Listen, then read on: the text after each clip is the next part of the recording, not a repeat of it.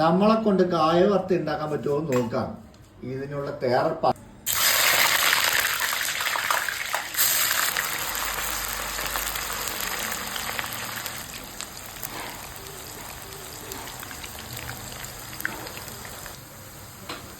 നമ്മുടെ കായ് വറുത്ത ഇവിടെ ടാൻസാനിയയിൽ ലഭിക്കില്ല.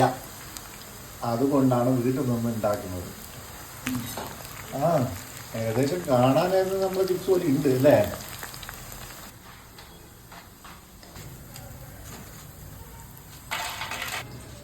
നമ്മുടെ കായ വറുത്ത